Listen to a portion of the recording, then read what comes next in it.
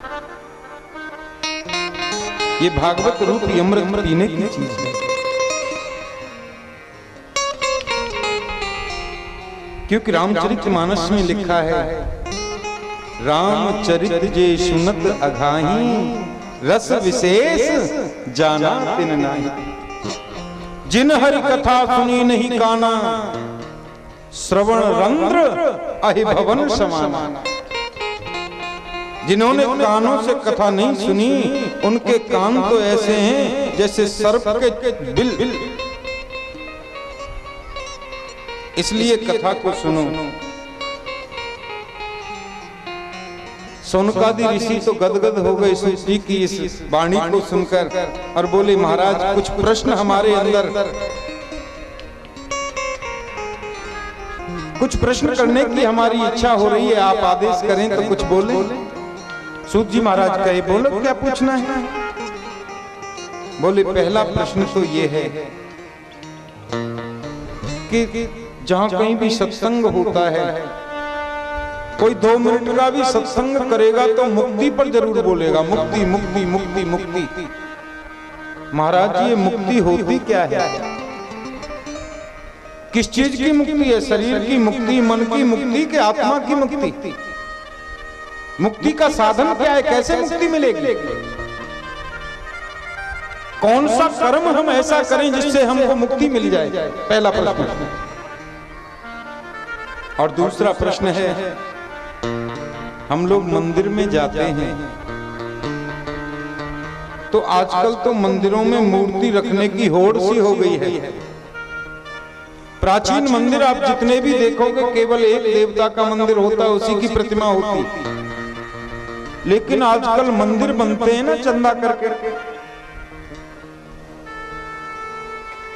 फिर कोई कहते हैं जी राम दरबार मेरी तरफ से लगवा दो, कोई कहते हैं शिव परिवार मेरी तरफ से लगवा दो, कोई कहते हैं दुर्गा मैया मेरी तरफ से पधरवा दो। साहब, अनेकों मूर्तियां हैं। और अब तो पिछले कुछ समय से साईं बाबा का भी बड़ा जोर चल रहा है। साईं बाबा की मूर्ति मंदिर में होती है। अरे साईं बाबा तो छोड़ो, शनि भगवान, दिल्ली में तो ऐसा कोई मंदिर मिलेगा ही नहीं जिसमें शनि देव न बैठे हों। बोलो जय गोपाल जी। अब देखो, सोनकादि ऋषि कहते हैं लोगों के पास इतना समय तो है नहीं जो प्रत्येक मूर्ति के सामने उसकी आरती गाए, मंत्र गाए, उसको भोग लगाए, नहलाए धुलाए, तब तो पूरा दिन मंदिर में ही बीत जाएगा।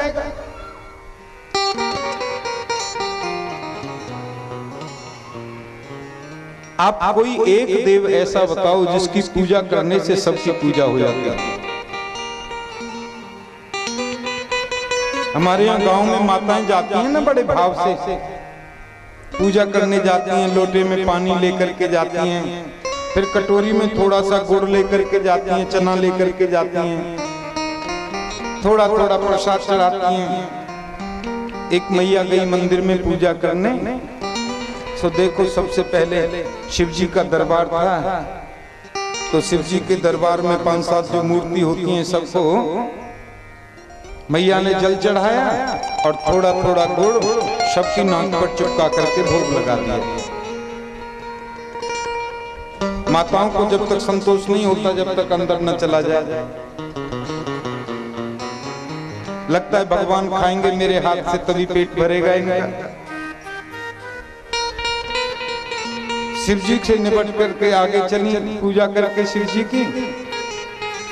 तो शेरा वाली माता शेर पर सवार होकर बैठी थी, वहां भी जल चढ़ाया, थोड़ा भोग लगा दिया। उससे आगे गई तो राम जी बैठे थे, राम लक्ष्मण जानकी हनुमान जी। मैया ने थोड़ा थोड़ा वहां भी जल चढ़ाया, भोग भी लगा दिया। और थोड़ा आगे गई तो राधा कृष्ण की झांकी, वहां भी मैया ने अपने नियम के अनुसार जल चढ़ाया, भोग लगाया। और थोड़ा आगे चले तो संतोषी माता, उनका भी मैया ने भोग लगाया, जल भी चढ़ाया। पर क्या करें, वो जल भी समाप्त हो गया और भोग भी पूरा हो गया। मूर्ति रह गई अभी 5। 5 मूर्ति बाकी रह गई। अब मैया रास्ते में सोचती हुई आ रही है, देखो हमारे ग्राम की जो देवी है भगवती देवी, वो तो रह गई बेचारी, अब वो नाराज हो गई तो क्या करेगी। शनिदेव तो खड़े के खड़े ही रह गए, उनको न जल चढ़ाया न भोग लगा। निवेदन करने का भाव ये है कि गई तो थी पूजा करने, लेकिन अंदर डर लेकर के वापस आई। वो नाराज होगा तो क्या करेगा, वो नाराज हो गया तो क्या करेगा। शौनकादि ऋषि कहते हैं कोई एक देव ऐसा बताओ जिसकी पूजा करने से सबकी पूजा हो जाती है। और तीसरा प्रश्न, वेद में भगवान को अजन्मा कहा है। अजन्मा का मतलब है जो कभी जन्म न लेता हो। क्यों जी, वो अजन्मा है तो फिर दशरथ और कौशल्या के यहाँ राम बनकर कैसे आ गया। अजन्मा है तो देवकी वसुदेव के घर कृष्ण बनकर के क्यों आया। अदिति कश्यप के यहाँ वामन बनकर के क्यों आया। जब उसने जन्म ले लिया तो फिर अजन्मा कहां रहा। अजन्मा का जन्म कैसे हुआ ये हम जानना चाहते हैं। आप कहोगे भगवान का जन्म नहीं होता, वो तो अवतार लेते हैं जी। अरे तो अवतार भी कितने, कोई कहते हैं भगवान के 10 अवतार होते हैं, 10 अवतार की कथा है। कोई कहते हैं भगवान के 24 अवतार होते हैं, और कोई संत तो कहते हैं कि भगवान के अनंत अवतार होते हैं। हरि अनंत हरि कथा अनंता, कहीं सुनई बहुविध सब संत। हमको तो प्रमाण चाहिए कितने अवतार हैं। और चौथा प्रश्न है, इतिहास पुराण आदि वेद शास्त्र विधि बिना केवला है तुकी भक्ति उत्पादारेव कल्पते। वेद शास्त्रों के बिना हम लोग कई बार मनमुखी भक्ति करते हैं अपने आप से। कहीं शिव चर्चा चलती है, कहीं और चर्चा चलती है। उससे होता क्या है, भक्ति तो कुछ होती नहीं, उत्पात और खड़े हो जाते, पाखंड और खड़ा हो जाता है।